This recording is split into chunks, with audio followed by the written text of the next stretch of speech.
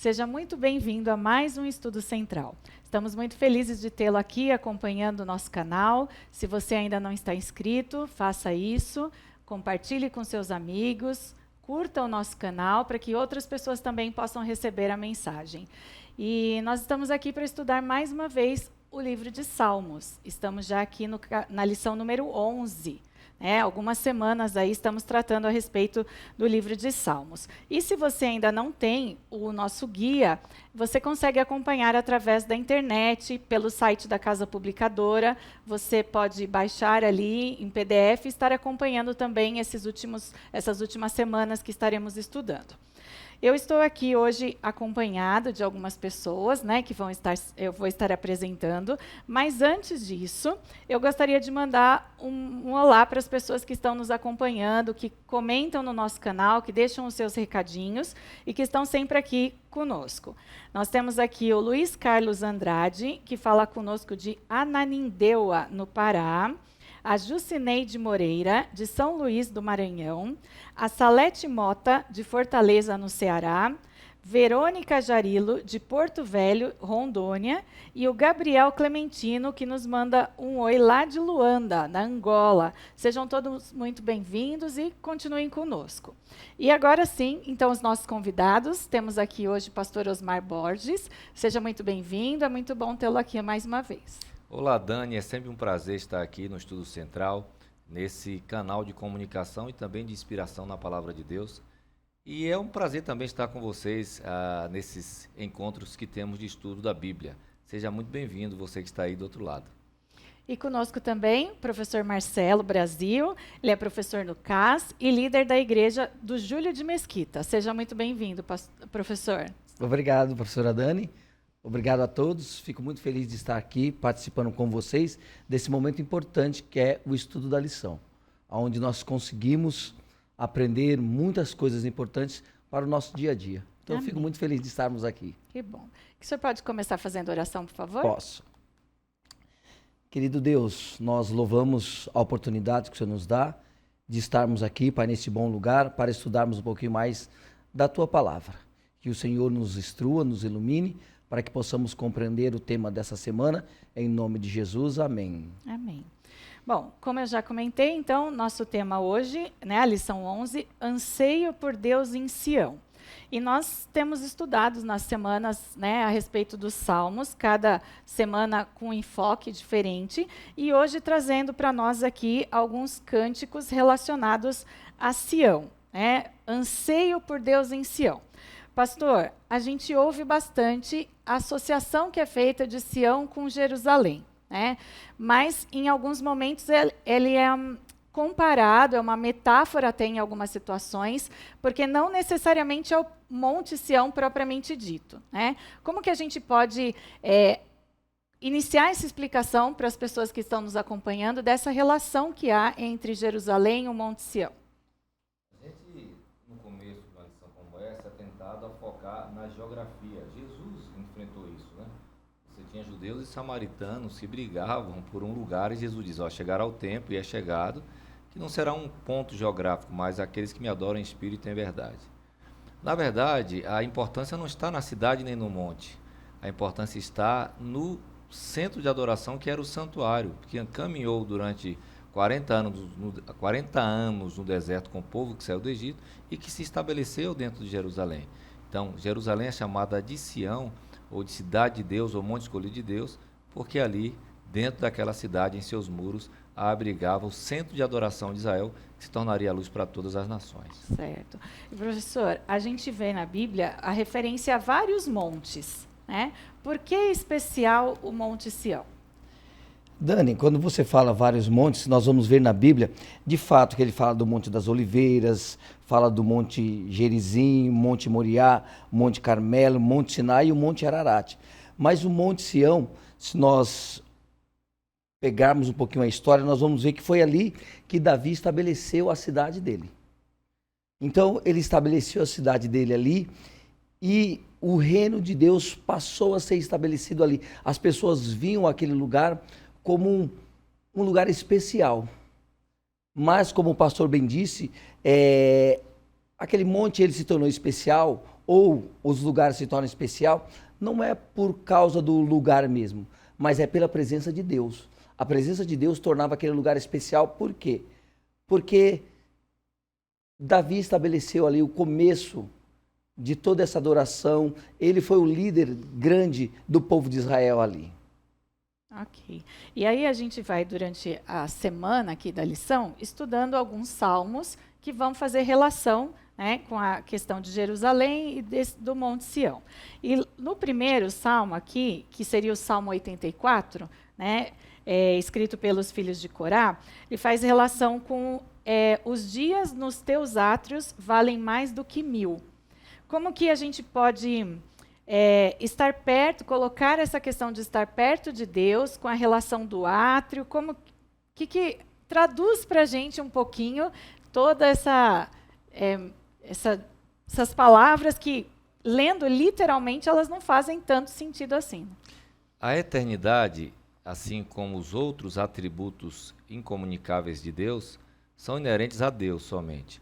Mas nós, quando formados, nós somos formados, Adão e Eva, para serem imortais. Mas essa imortalidade ela é condicional a estar na presença de Deus. Então o salmista está se referindo a isso, de estar nos teus átrios. A questão não é agora. Interessante, a gente falou que não é uma questão geográfica, não é Jerusalém. Não é Jerusalém, mas o santuário que está em Jerusalém, o templo que está em Jerusalém. Mas agora já não é mais o templo. É o Senhor que está no templo. A gente podia até fracionar um pouco mais. Não é o pátio da mulher, o pátio das mulheres, o pátio das visitas ou dos gentios. Não é o lugar santo, não é o lugar santíssimo, não é a arca, mas é o Senhor, o Shekinah, a presença de Deus. Então, o salmista está se referindo de eu prefiro passar um dia na sua presença porque o Senhor é eterno. Então, o que é? Se a gente comparar um dia com 1000, não entende a passagem. Mas se você comparar 1000 anos com a eternidade, o que é 1000 anos perante a eternidade? Então ele diz assim, quem viver 1000 anos, o homem como Adão viveu 930, Matusalém que viveu 969, esses homens viveram quase 1000 anos, mas o salmista está dizendo, eu prefiro viver a eternidade com o Senhor, porque a eternidade é um dia que não acaba, né? Então, ele se refere a estar perto de, né, estar na presença, se relacionar com Deus. Ele né? não está falando de tempo. Ele está falando de relação com o eterno, onde aí nós nos tornamos imortais pela presença de Deus conosco. E não só o salmista, ele era abençoado por estar na presença de Deus, por estar ali no santuário, né? A gente vê aqui que a continuação do Salmo 84, lá depois, a partir do versículo 5, fala de mais pessoas que eram abençoadas por estarem na presença do santuário. Como que a gente pode entender melhor isso daí, professor? Dani, eu gostaria de ler um verso desse Salmo 84. Diz assim, ó, vão indo de força em força, cada um deles aparece diante de Deus em Sião.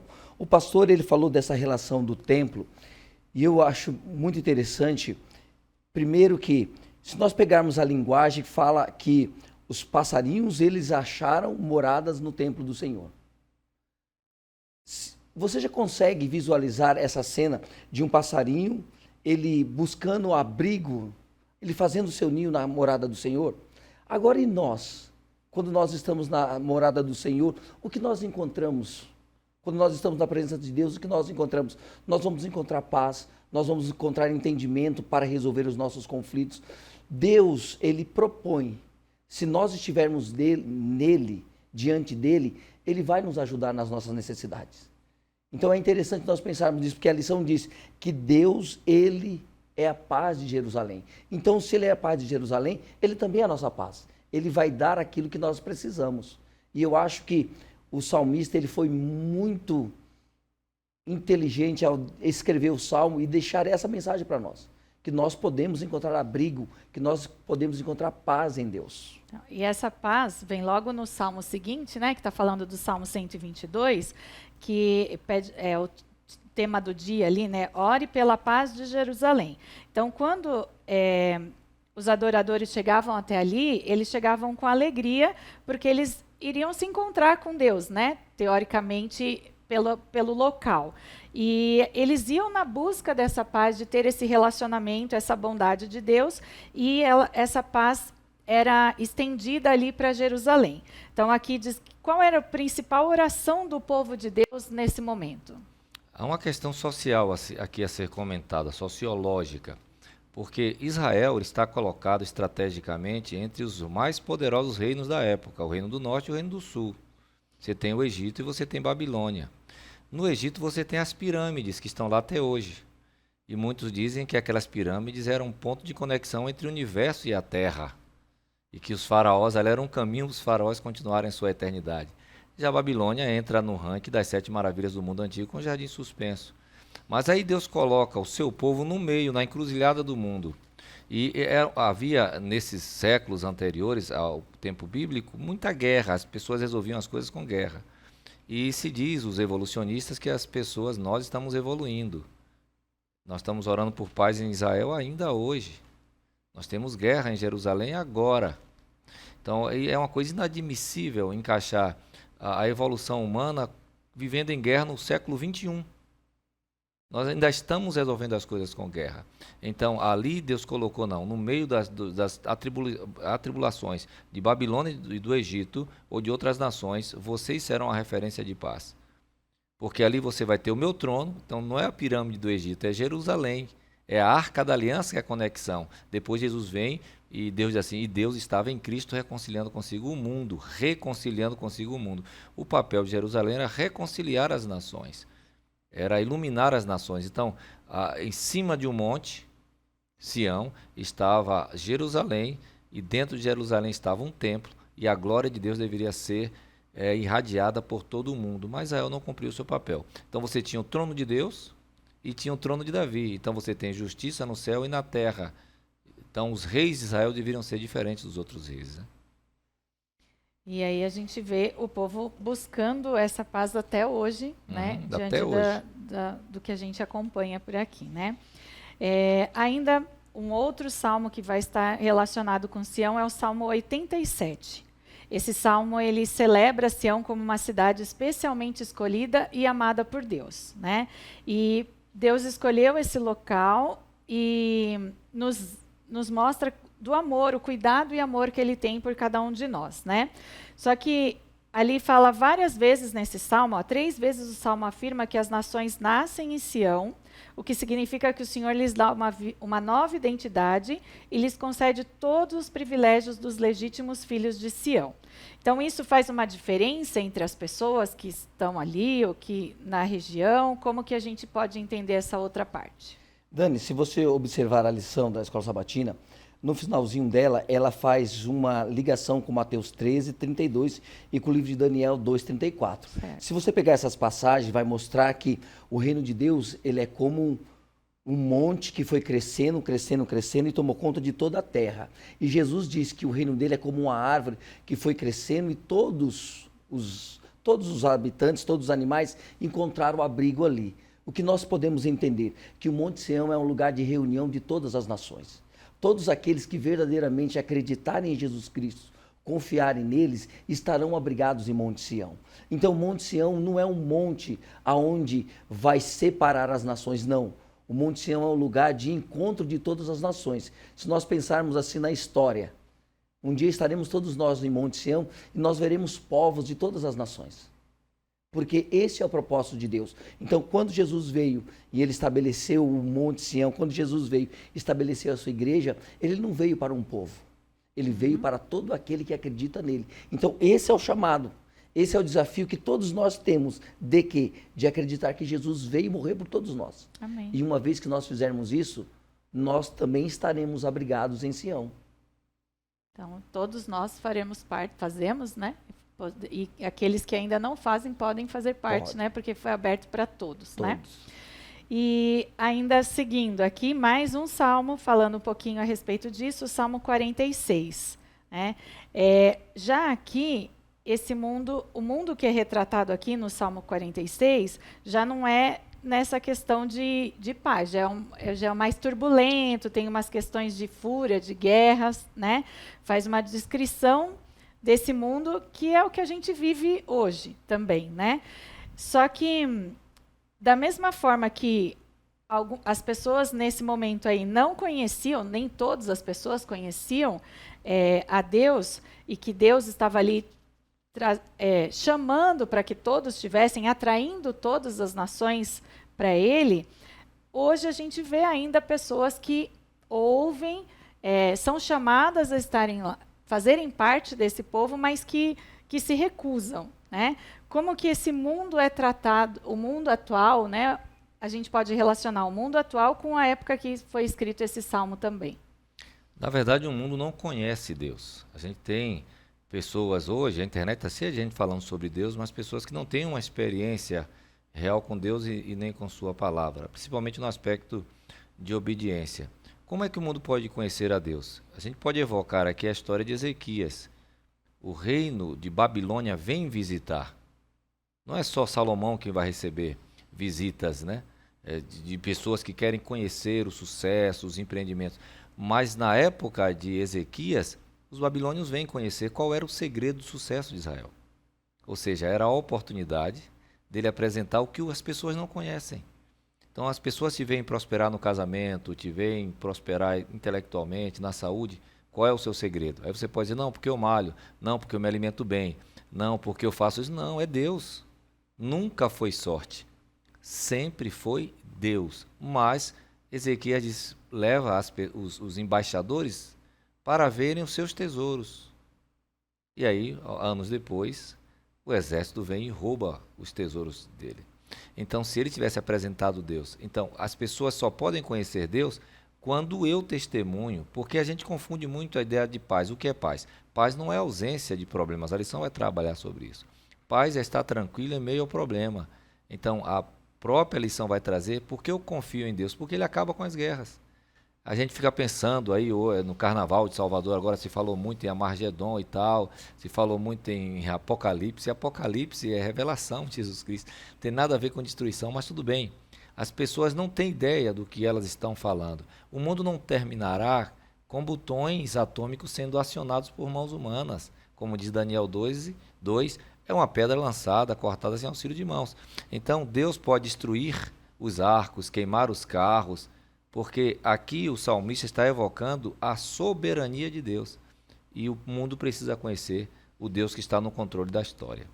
E ainda nesse dia, nesse mesmo salmo, a gente vê Deus respondendo a essa violência e destruição no mundo. E como que a gente pode entender essa parte, professor? Tudo que nós fazemos, existe uma lei da ação e reação. Quando eu coloco a minha vida em Deus, Deus ele muda a minha maneira de pensar.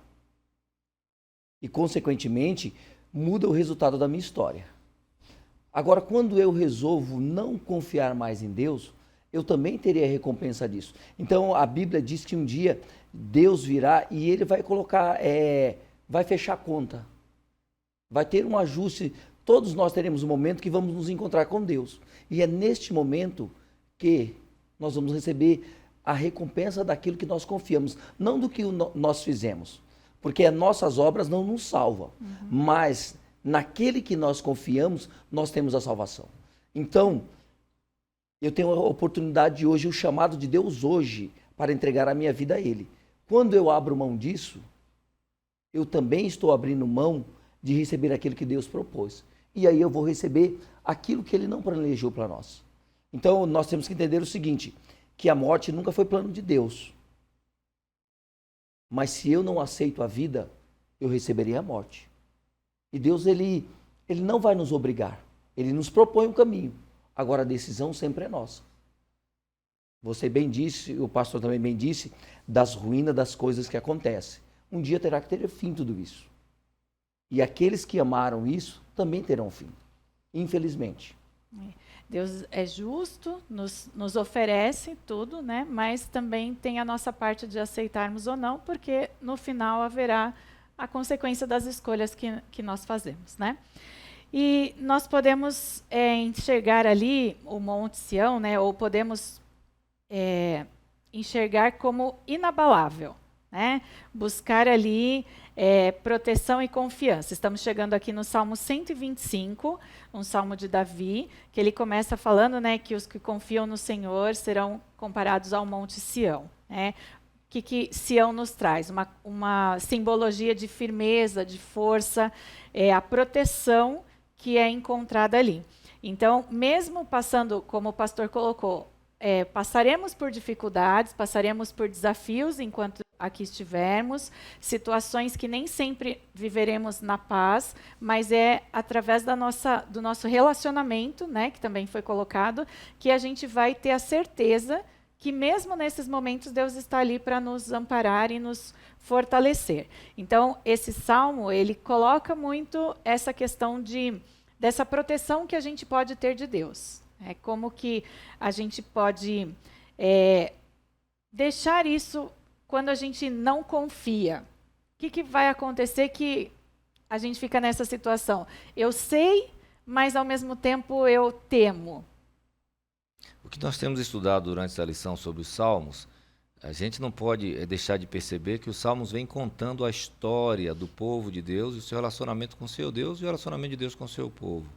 Então, em muitos momentos difíceis, o povo de Deus abandonou o Senhor e foi em busca do Egito, e foi em busca de Babilônia.